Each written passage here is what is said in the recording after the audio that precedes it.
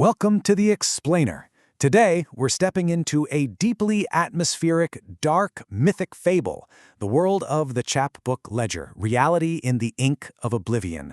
Imagine a universe where reality itself isn't some permanent fixture. Nope, it's literally nothing more than temporary ink on a fading page. We're going to dive right into this cosmic framework where everything you know, everything we do, is just a script waiting to be erased. Picture a shadowy figure known as Has-Satan whispering, "Behold the gargoyle of the void.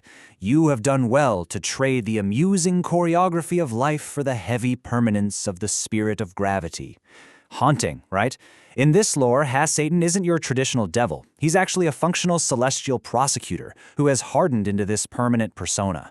He's standing over a massive ledger, speaking to an entity that has completely rejected the dance of life for something much, much darker. It instantly pulls you into the atmospheric tragedy of this whole story.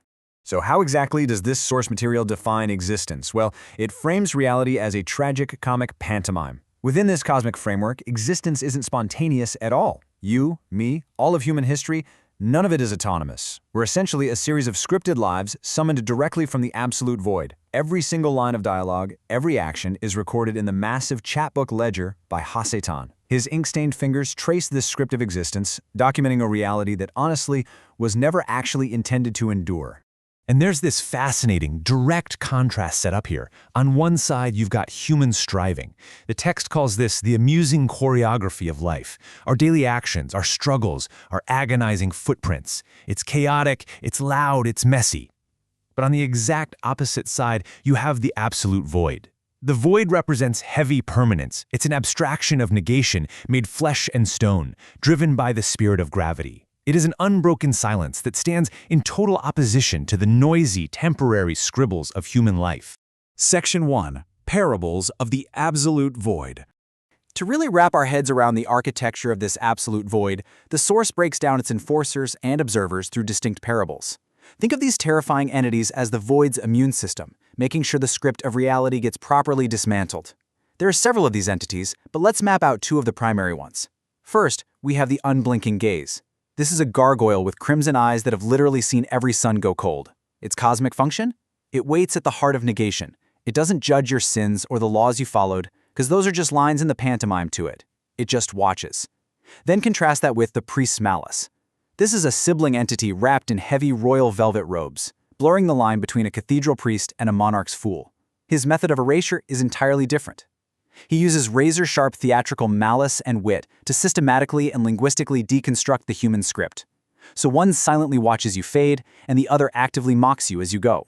Pretty bleak, right? Let's unpack that first method a little more. It's called the silent default. This concept stems directly from the unblinking gaze parable we just talked about. That gargoyle with the crimson eyes represents this default state. It's the unjudging observation of the void, simply claiming its own. And it poses a really profound question. Can a soul stand before the total erasure of its script without vanishing into the ink? It's a terrifying thought, honestly. Being erased, not with anger, not with punishment, but with complete, silent indifference. But hey, if the silent default doesn't get you, the threefold madness absolutely will. The sibling in the royal velvet robes operates on a completely different frequency. He grew weary of the light and tailored the void itself into his garments. He uses linguistic deconstruction, meaning he actively mocks the final script of the world. He ensures that when reality ends, it isn't just met with silence, but with the devastating laughter of the deconstructed. Using his razor-sharp wit, he strips away the meaning of every single human striving, essentially reducing all our agonizing footprints to one big cosmic joke. Section 2. The Vanguard of Negation.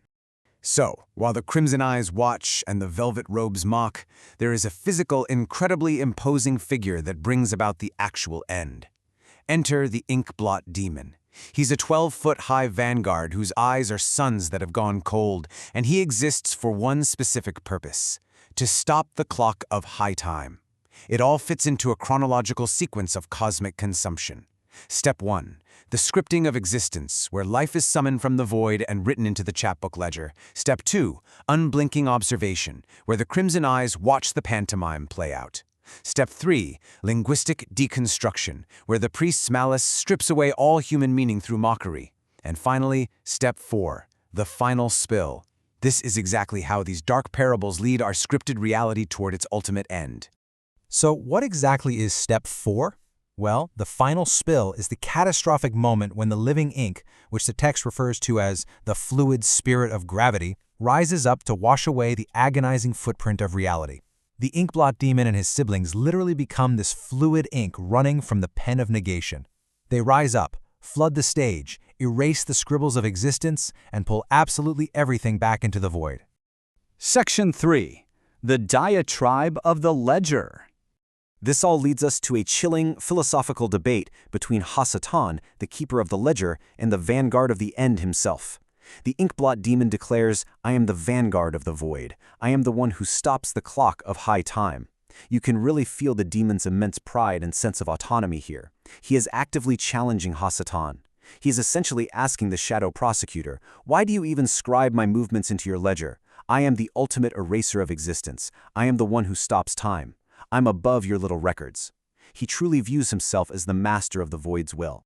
But then Satan drops this devastating counterpoint. He says, "You are but a piece of the script within this chapbook. Even you are part of the tragic comic pantomime." Boom. The prosecutor puts the vanguard right back in his place. He reminds this magnificent gargoyle of the cosmic creed. Yes, the demon is the instrument of the final spill, for sure, but he is still just an instrument. He isn't the author. He's just another scribble in the very ledger that Satan happens to be holding. And this brilliantly illustrates the grand theme of the text, the ultimate cosmic irony. Think about it for a second. These colossal beings of negation, the gargoyle with crimson eyes, the sibling in velvet robes, the 12-foot inkblot demon, they all believe they are the masters of the void. But despite their immense power to erase human striving, they're merely temporary functionaries. They are just as scripted as the humans they're erasing, and ultimately, they are destined for the exact same erasure. This total erasure is what they call the Untergang. It's the definitive final stage where reality decays completely back into a silent baseline of total negation. The animator's stage is finally collapsed. Now the inkblot demon challenges Satan, daring him to let the living ink rise just to see if the ledger itself can survive the flood. But Satan knows the cold truth of the Untergang. Absolutely nothing survives. Not the humans, not the demons, and certainly not the ledger. To really drive this point home, Hassan the Tan reveals that another entity, the green gold jester, is already approaching. And what does this jester carry? A mirror of ink. This entity arrives at the end of all things for one specific reason, to reflect this ultimate, devastating irony right back upon the void's own functionaries. When the inkblot demon looks into that mirror, he isn't going to see a conqueror. He's just going to see another fading line of ink on a page that is being discarded. Which leads us with this final, truly provocative question to ponder. When the living ink finally rises, do the observer, the observed, and the scribe all suffer the exact same beautiful, unbroken silence? The terrifying realization of the chapbook ledger is that it doesn't matter if you're the one living the tragic comic pantomime or the 12-foot demon erasing it. Both human striving and cosmic negation share the exact same fate, permanent oblivion. Thanks for joining me for this explainer. I hope this deep dive gave you a structured, clear understanding of this incredibly dark and fascinating mythos. Catch you next time.